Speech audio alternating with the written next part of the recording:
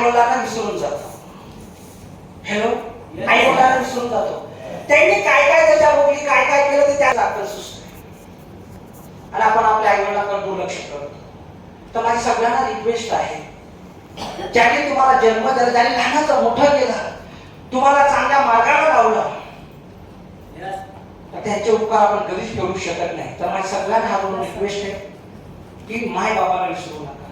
काही लोक एवढे बिजी असतात, काही लोक एवढे बिजी असतात कामामध्ये, आई वडिलांना फोन सुद्धा करत नाही, फोन सुद्धा. आणि तुम्हाला सांगतो, जगामध्ये फक्त आई वडील असे विचार करतात की माझा मुलगा चांगला असावा. बघा, तुम्हाला खूप लोकांना अनुभव आला असेल. एखाद्याची आई ज्यावेळेस तुम्हाला फोन करते ना, त्यावेळेस ती तुम्हाला काय म्हणते, मागते काहीच मागत नाही, एकच होते, बाळा जेवला का. आजचा सुद्धा कुठे मागे काही काय, मला हे पाहिजे ते पाहिजे, फक्त आपला विचार करते आज सुद्धा. पण आपण एवढे बिजी आहोत की त्या विचारांना प्रेमाचे 2 शब्द बोलू शकत नाही. तर माझी रिक्वेस्ट आहे, सगळ्यांना हात जोडून माय बापाला कधीच विसरू नका. बाबा त्यांचे उपकार कधीच विसरू शकत नाही. ज्यांना मायबाप नाही ते पस्तावतात आणि ज्यांना आहे त्यांना किंमत कळत नाही. कारण ज्यावेळेस माझ्याकडे काही वैभव नव्हतं, काहीच नव्हतं, ज्यावेळेस माझे हाल होते, त्यावेळेस माझे वडील आम्हाला सोडून गेले. चुकून ते असते ना साहेबांनो, माझ्या आईची शपथ घालून सांगतो, त्यांनी माझ्या गावावरती असा राज केला असताना लोकांना जगू दिलं नसतं. कारण आज पस्तावतो पैसे नव्हते वडिलांना जगवण्यासाठी. दवाखान्यामध्ये अचानक गेले, एक्सपायर झाले. केवळ पैसा नसल्यामुळे गेल्यानंतर हे सगळं वैभव मिळालं. आणि आज माझ्या गावाचे लोक म्हणतात, चुकून जरा तुमचे वडील जर असते ना, आमचं काही खरं नव्हतं. कारण आम्ही आमच्या आजोबाच्या गावात जाऊन राहिलेलो होतो आणि मी माझ्या मामाच्या घरी जाऊन राहिलेलो होतो. आणि ते माझे वडील अख्या गावचे जावाई होते. त्याच्यामुळे त्यांना जावायचा कसा तोरा असतो, तुम्ही सगळे जावायचे आहेत ना, कसा तोरा असते आपला, असा काय तोरा, तसा माझ्या वडिलांचा तोरा होता. पण गेले, निघून गेले. आज पस्तावतो. तर माझ्या सगळ्यांना रिक्वेस्ट आहे, ज्या लोकांना आई वडील आहे त्यांनी दररोज एक कॉल करा. दररोज जर होत नसेल ना, आठवड्यातून तरी कॉल करा. आठवड्यातून नसेल ना, महिन्यातून तरी कॉल करा. हो करा, विचारायला काहीच मागत नाही तुम्हाला. आई शब्द सांगतो, कोणाची किती आई वडील देणार असू द्या, तुम्हाला काहीच मागणार नाही, फक्त प्रेमाचे 2 शब्द मागतात. तेवढाच एक कॉल करून त्यांना एक मॅसेज द्यायचा आहे. नेक्स्ट साईड, ही माझी मोठी बाई. नेक्स्ट, ही सेकंड नंबर आणि 3 नंबर. नेक्स्ट, ह्या 3 बहिणी आहेत माझ्या. यांचा फोटो का दाखवतो तुम्हाला, त्याच्याही मागचं एक रिझन आहे. मला 3 बहिणी, तशी 4 होत्या. एक लहानपणीच एक्सपायर झाली, ती लहान असतानाच एक्सपायर झाली. मोठी झाली, 2रा नंबर झाली, 3रा नंबर झाली, 4थी मुलगी झाली. 4थी मुलगी झाल्यानंतर माझ्या वडिलांनी एक निर्णय घेतला. काय निर्णय घेतला, मला दुसरं लग्न करायचं. हॅलो, काय निर्णय घेतला त्यांनी, दुसरं लग्न करायचं. दुसरं लग्न का, मुलगा पाहिजे. वा, काय पाहिजे, मुलगा पाहिजे. कशासाठी, दिवा लावण्यासाठी. कशी दिवा लावलं का नाही. अरे फोन करत नाही, बोलत नाही, विचारत नाही ना. त्यांनी कधी लोकांना तेल लावलं नसतं, कधी कपडे घेतले नसते, पण आपल्याला वया पेन दप्तर जवळ तेव्हा जे पाहिजे ते आणून केलं का नाही. आज आपण मोठे झालो, विषय संपला, सोडून दिलं त्यांना. दुसरं लग्न करण्याच्या नादात लागले, मुली व्हायला म्हणून. तर ते गेले त्यांच्या सासऱ्याकडे परवानगी घेण्यासाठी. हॅलो, काय घेण्यासाठी, परवानगी घेण्यासाठी. मला दुसरं लग्न करायचं, मला परमिशन पाहिजे. माझ्या आजोबाकडे गेले, म्हणजे जावई सासऱ्याकडे गेले, काय पूर्ण करण्यासाठी. मला दुसरं लग्न करायचं, मला परमिशन द्या. तर माझ्या आईचे वडील म्हणजे माझे आजोबा सासरे जावायला काय म्हणतात, काही हरकत नाही, तुम्हाला मी दुसरं लग्न करून देतो, फक्त एक वेळेस माझं ऐका. जर आता जर मुलगी झाली तर मी लग्न करून देतो, जर मुलगा झाला तर प्रॉब्लेम सॉल्व्ह. असं म्हटल्यानंतर सासरे जावायचा काळामध्ये सासऱ्यांच्या निर्णयावरती राजी झाले, त्यांनी दुसरं लग्न केलं नाही. नंतर मी जन्माला आलो. नंतर मी जन्माला आलो 5व्या नंबर.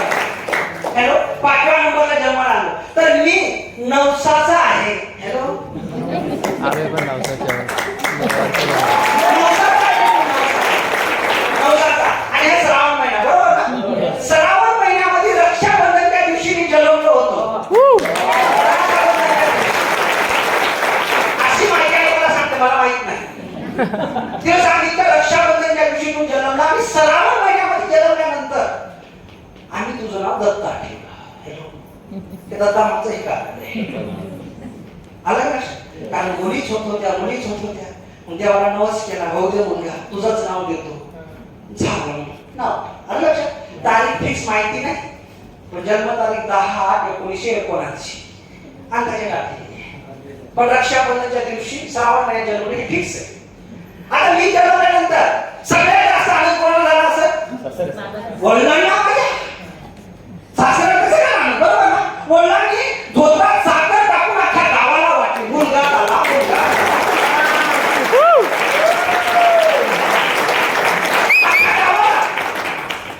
आपल्या मुलाला किती खुशी होते, काय होते का? लय खुशी होते ना. तसं आपल्या वडिलाला खुशी झालेली आपण झाल्यानंतर अख्ख्या गावाला त्यांनी साखर वाटली. मित्रांनो, आणि साखर वाटल्यानंतर बघा काय कयामत असतं. माझ्या वडिलांना एक छंद होता. हॅलो, काय छंद होता? शिकारीचा. मी जन्मल्यानंतर माझे वडील पहिल्यापासून शिकारीला जायचे. 6-6 महिने जंगलात त्यांची घरी यायचेच नाही. अशी माझी आई तेव्हा सांगायची, लहानपणापासून सांगणार. ते जंगलात निघून जायचे शिकारीला. तिकडं जायचे, तिकडं जायचे. तिकडे लोक त्यावेळेस ती काळ वेगळा होता. आज 40-50 वर्षापूर्वीचा विचार केला, तो काळ वेगळा होता.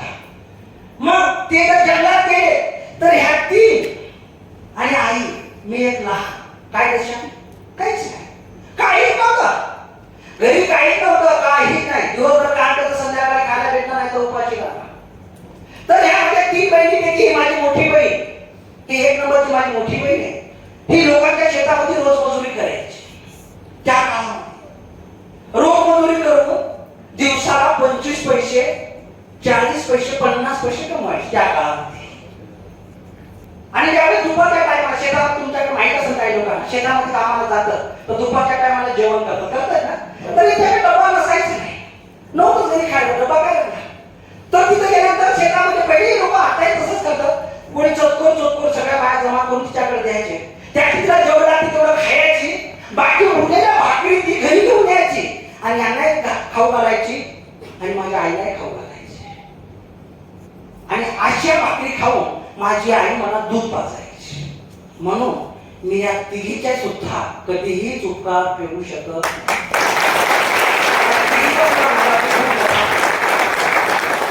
शिकाचा वाटा आहे मला इथपर्यंत आणण्यासाठी. तर मित्रांनो, मला हे एक मॅसेज द्यायचं आहे. आजही असे काही भाऊ बहिणी आहेत एकमेकाला बोलत नाही.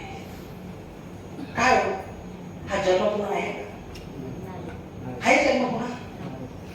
कोर्टामध्ये हे झाले एकमेकाला प्रॉपर्टीसाठी. अहो काहीच नाही, काहीच नाही. लक्षात घ्या, हा पाण्यावरचा बुडबुडा आहे. आजही त्यामध्ये बरेच लोक बघायचे बहीण भावासोबत ह्या क्षेत्राची चालू असं बोलत नाही. असं नका करू नका. कोणाचाही घरीच भरोसा नाही. ना बहिणीला विसरू नका, ना भावाला विसरू नका. तो काळ वेळ निघून जाणार आहे. पण बहीण भावाला विसरू नका. मी स्वतः बघतोय, भोगतोय, मी सगळ्या गोष्टी जवळ बघतोय. आज 18 वर्षापासून मी मार्केटमध्ये फिरतोय. लोकांनी उभं केलं कटदाऱ्यामध्ये एकमेकाला, माझा ते तुझं, तुझं माझं. कोणी एक लहानपणा घ्या, एक मोठेपणा घ्या, हे तू सगळं काही नाही, अंगाचे कपडे घेऊन आला होता, संपला विषय. पण लोक त्या पद्धतीने वागत नाही. तर माझी सगळ्यांना खालून रिक्वेस्ट आहे, बहिणींना सुद्धा विसरू नका. कारण सृष्टीचा नियम आहे, जे पेरलं तेच उगवते. आज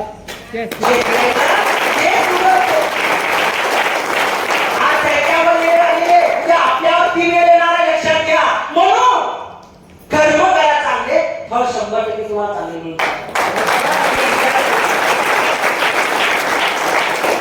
तर माझा अनुभव 11 वर्षापासून प्रामाणिकपणे कष्ट करू, प्रामाणिकपणे जे मदत करू ना, देवाला त्याचा परतफेड व्याजासहित करणे करणे. बस अंतःकरणातून मदत करा, जे करायचं अंतःकरणातून करा. तुम्ही विचार करू शकणार नाही काय होऊ जाऊ शकत. तर त्यांचा माझ्यावरती कर्ज दूध मला पाजलेलं नाही. यांनी काम करून भाकरी जमा करून आईला द्यायचे, भाकरी आणून. तेव्हा मला आई दूध पाहिजे, तेव्हा मी लहानाचा मोठा झालो. चुकून जर यांचं शेतामध्ये गेली काम जर केलं नसतं, मी जगलो असतो, शक्यच नाही. म्हणून त्यांचे सुद्धा उपकार माझ्यावरती. तर मित्रांनो, हे लहान असताना 12 वर्षाचे 13 वर्षाचे असतानाच माझ्या वडिलांनी यायचं लग्न करून दिलं. लग्न करून दिलं. मला समजत सुद्धा नाही की हिचे पण लग्न समजत नाही. लहान असतानाच लग्न करून दिले. त्या काळामध्ये लहानपणीच लग्न करून द्यायचे. लग्न करून दिले ते त्यांच्या संसारामध्ये विचार गेले. मग माझ्यानंतर मला एक भाऊ झाला, 2 भाऊ 3 बहिणी, असा आमचा परिवार 5 जणांचा. आता मी खुश झालो, मी जन्मलो, माझ्या आई खुश झाले. जन्मल्यानंतर हळूहळू लहानाचा मोठा झालो, लहानाचा मोठा होऊ लागलो. मोठा होत असताना, मोठा झाल्यानंतर सगळ्या मायबापाचं स्वप्न काय असते? ज्यावेळेस बाळ लहानाचा मोठा होतो, प्रत्येक मायबापाचं स्वप्न काय आहे? तुमचं काय स्वप्न आहे? आणि तुम्हाला लेकरं आहे का नाही? शिक्षण, बरोबर का नाही? प्रत्येक मायबापाला काय वाटतं? लेकरांनी शिका. मान्य करताय? हॅलो, मान्य करताय? लेकरांनी शिकलं पाहिजे. पण 40 वर्षापूर्वी जरा सिस्टीम वेगळी होती. शिक्षणामध्ये एवढं लोक हे नव्हते. तर मी ज्यावेळेस 4-5 वर्षाचा झालो, 5-6 वर्षाचा, तर माझे आई वडील आठवडच होते. पण त्याने काय वाटू लागलं की आमचा बाळ शिकला पाहिजे. हॅलो, काय शिकला पाहिजे. तर माझी आई मला म्हणते, तुला शाळेत जायचं. मी मला शाळेत जाणार नाही. शाळेत जाणार नाही, कारण शाळेची भीती वाटेल का? जाणार नाही, शाळेत जाणार नाही, शाळेत जाणार नाही. खूप त्याने आग्रह केला, शाळेत जाणार नाही. तर मित्रांनो, आपण सुद्धा तुम्ही लगेच शाळेत जातात का? नाही. आपण त्याला चॉकलेट देतो, कॅडबरी देतो, काही ना काही देतो, कधी दाना खायला लावतो, शाळेत घेऊन सोडतो. तर माझ्या आई मला लालच काय देते, तुला शाळेत जर गेला, तू जर शाळेत गेला तर तुला दररोज चपाती खायला भेटणार. काय म्हणजे? दररोज चपाती भेटणार. मग विचार कसं काय? तुला मामाच्या घरी जाऊन शाळा शिकायची. मी खूप झालं डन म्हणलं. का? माझे मामा म्हणजे माझ्या आईचे नातेवाईक आताही श्रीमंत आहे, तेव्हाही खूप श्रीमंत होते. जेव्हाही श्रीमंत होते, आताही श्रीमंत आहे.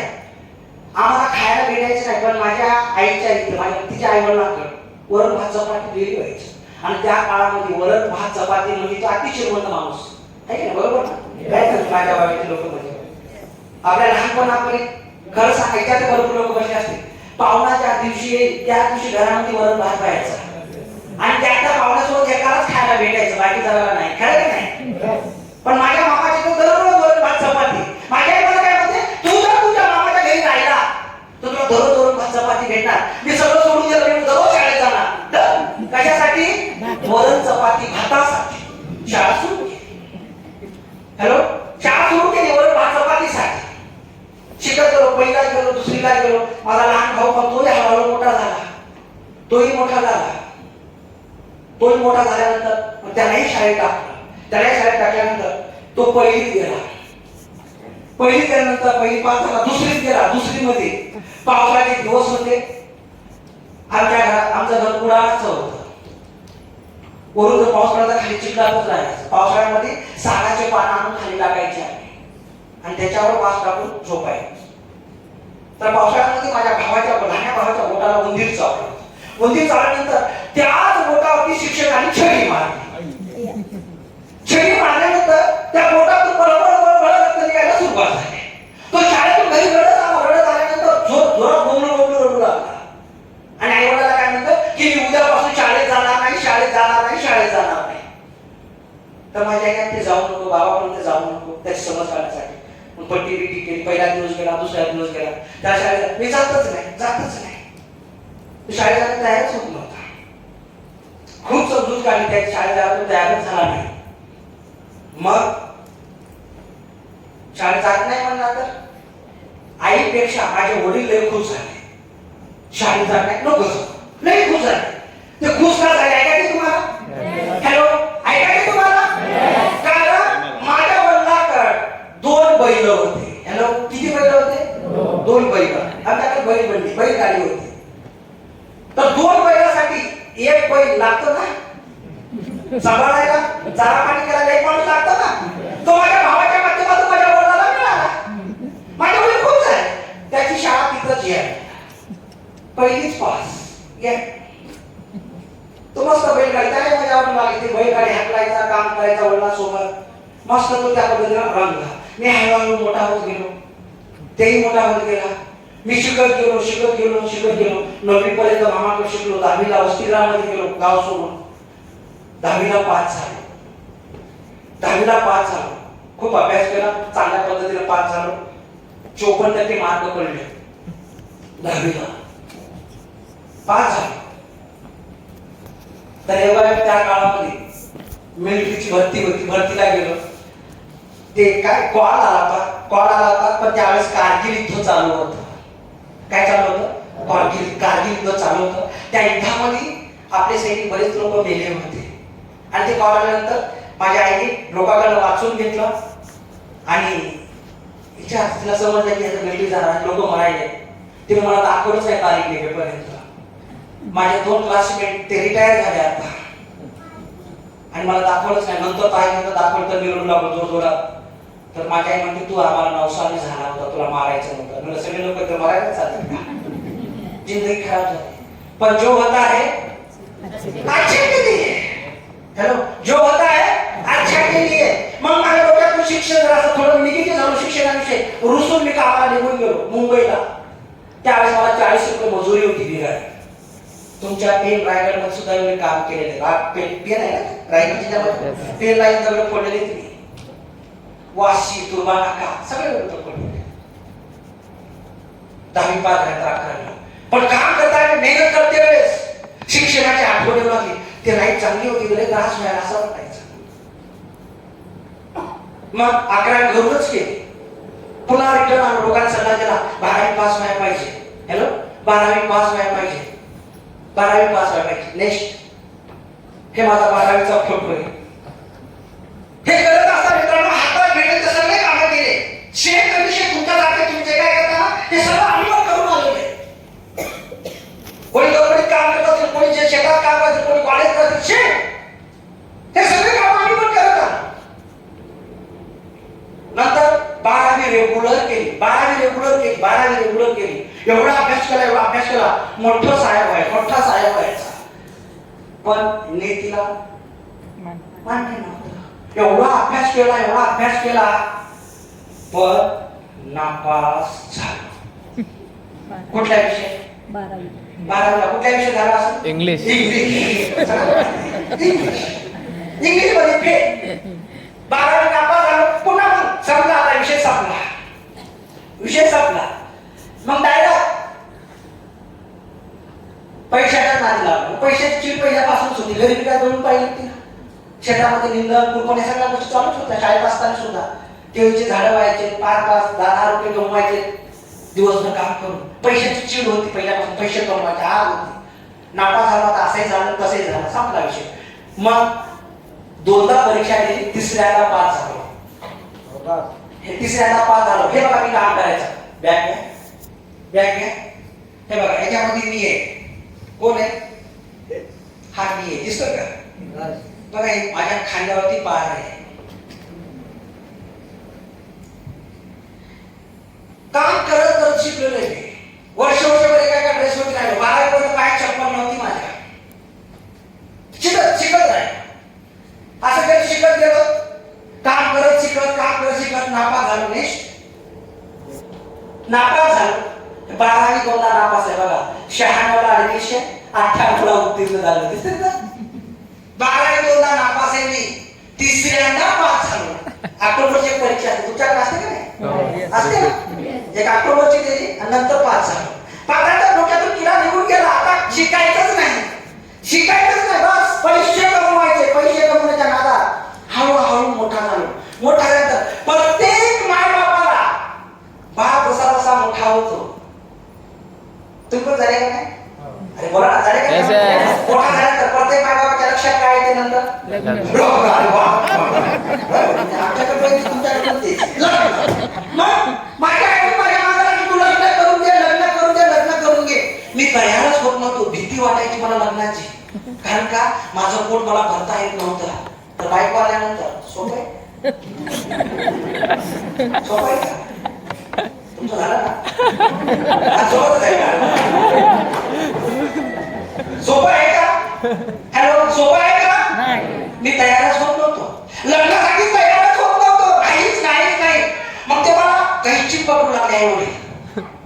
तुला काही करून लग्न करून घ्यावं लागलं. मी तयारच होत नव्हतो. महिना 2 महिने 5-6 महिने मला त्याने समज काढली. मी तयारच झालो नाही. मला भीतीच वाटायची लग्नाची. कारण मी काही कमवतच नव्हतो पाहिजे तेवढे. भीती वाटायची. मग त्याने असा मला एक प्रश्न टाकला, तू जर लग्न करून घेत नसेल तर आम्ही लाखाचं लग्न करून देतो. मी एवढा खुश झालो, मी लग्न करून टाका, कारण आपण वाचू शकतो. त्याने वाटलं असं म्हणलं तर हे तयार होईल. मी तयार झालो नाही. करून टाका बघायला. त्याला विचारलं, तू करून घेतो का?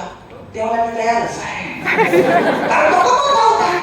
तो कमवता होता ना. त्याला भीती नव्हता, बरं होतं. त्याला माहित होतं एखादा मोठा 10,000 पोट होतं. काम करून तो डोक्याला मी म्हणलं वाचलो पाहिजे. वाचलो. लहानाचं लग्न करून दिलं, मस्त थाटा माता त्या काळामध्ये जसं जवळ तसं लग्न करून दिलं. पण समाज फार विचित्र. समाज फार विचित्र ना. समाज कुठं जगू देते? समाज काय म्हणते?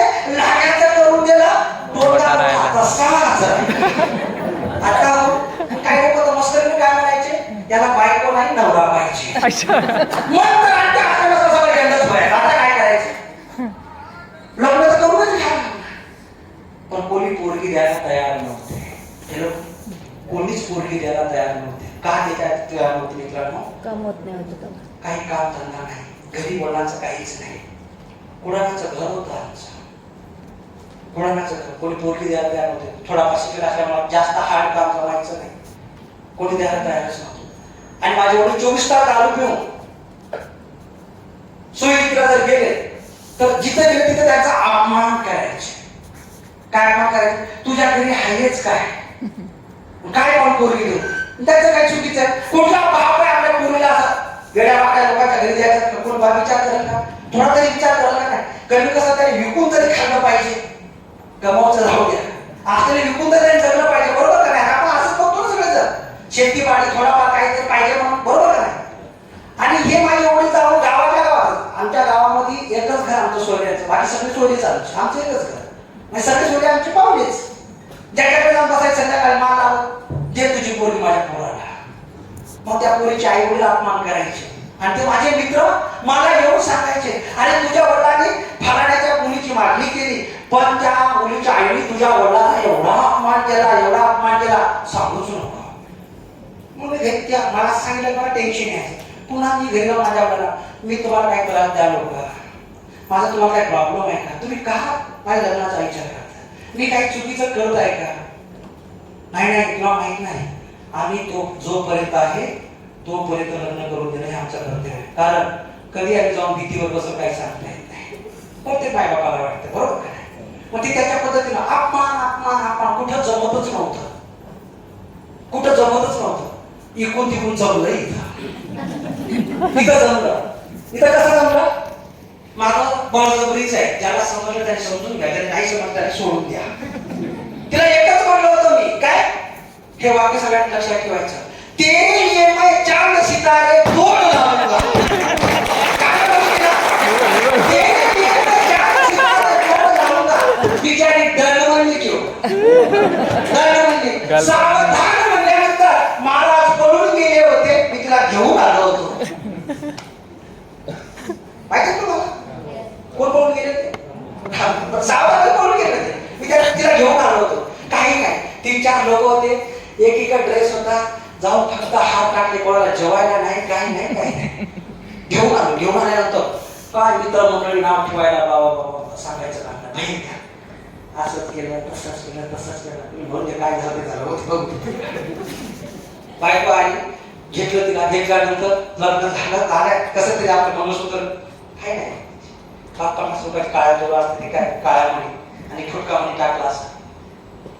आणि काही आली बिचारी निर्मळ कशाच्या नादात चांगला. चार शिकाऱ्याच्या नादात आली निर्मळ आल्यानंतर बिचारी हे बघा फुलका बोलते काय ते साधे बघा ते थोड्या समजू नका तेच आहे लग्नाच्या दुसऱ्या दिवसाचा फोटो आहे माझा लग्नाच्या दुसऱ्या दिवसाचा फोटो कशाच्या नादात आली चार शिकाऱ्याच्या नादात चार शिकाऱ्याच्या नादात आली बिचारी काय सांगता तिला आल्यानंतर हळदीच्याच अंगाने लोकांच्या शेतात कामाला जावं लागलं तिला जे हातात भेटल ते काम करून लागले आणि मी थोडाफार शिकलेला होतो आपल्या डोक्याला पटत नव्हतं पचत नव्हतं बायको लोकांच्या शेतात कामाला चालली आणि थोडाफार आपल्याला किडा होता समाजसेवेचा समाजसेवा इथं भरपूर लोक आहेत समाजसेवा दाखवतात लय किडा आहे समाजसेवा मलाही लय किडा होता बघा समाज